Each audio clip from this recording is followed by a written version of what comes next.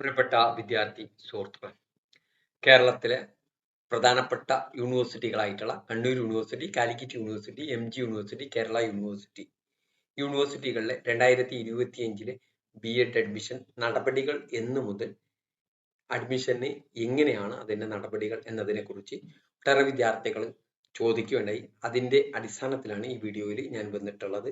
Calicut university, Kannur university, MG university, Kerala യൂണിവേഴ്സിറ്റിയിലെ BEd അഡ്മിഷനുമായി ബന്ധപ്പെട്ട എല്ലാ നോട്ടിഫിക്കേഷനുകളും വളരെ കൃത്യമായിട്ട് അറിയുന്നതിന് വേണ്ടിയിട്ട് ഈ ചാനൽ ഒന്ന് സബ്സ്ക്രൈബ് ചെയ്യുക.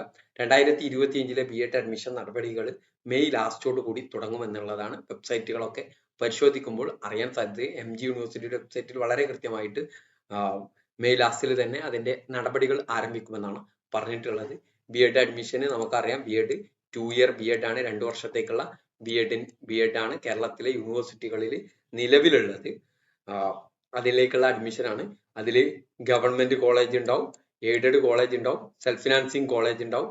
അതുപോലെ തന്നെ യൂണിവേഴ്സിറ്റി സെന്ററുകളൊക്കെ സെൽഫ് ഫിനാൻസിങ് സെന്ററുകളാണ്. അവിടെയും സെൽഫ് ഫിനാൻസിങ് ആണ് ആ സെന്ററുകൾ.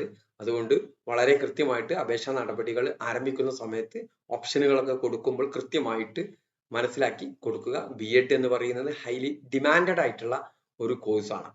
PG UGയെ പോലല്ല, ഒന്നുകൂടി ഡിമാൻഡഡ്. അതിന് പ്രധാന കാരണം വളരെ കുറഞ്ഞ സീറ്റിലേക്കാണ് ഇതിന്റെ അപേക്ഷാ നടപടികൾ ഉള്ളത്. ഇതിൽ കൊമേഴ്സിന്റെ BEd ചെയ്യുന്നതിന് MCOM കഴിഞ്ഞ വിദ്യാർത്ഥികൾക്ക് മാത്രമേ സാധിക്കുകയുള്ളൂ എന്നുള്ളതും കൂടി മനസ്സിലാക്കി വെക്കുന്നത് നല്ലതായിരിക്കും. BCom കഴിഞ്ഞതുകൊണ്ട് BEdന് അഡ്മിഷന് അപേക്ഷ കൊടുക്കാൻ സാധിക്കില്ല. ആ കാര്യം കൂടി കൃത്യമായിട്ട് ശ്രദ്ധിക്കുക. ഇപ്പോൾ MCom കഴിഞ്ഞവർക്കും കഴിഞ്ഞ വർഷങ്ങളിലൊക്കെ ആ വർഷത്തെ MCom കഴിഞ്ഞവർക്കുള്ള അപേക്ഷാ സമർപ്പണത്തിന് സമയം പിന്നീട് അനുവദിച്ചിരുന്നു. ഈ കാര്യം കൂടി നിങ്ങൾ ശ്രദ്ധിക്കണം. അപേക്ഷാ നടപടികൾ ആരംഭിച്ചത് മുതൽ വളരെ കൃത്യമായിട്ട് നിങ്ങളിലേക്ക് ആ വിവരങ്ങൾ നിങ്ങളിലേക്ക് എത്തിക്കുന്നതാണ്.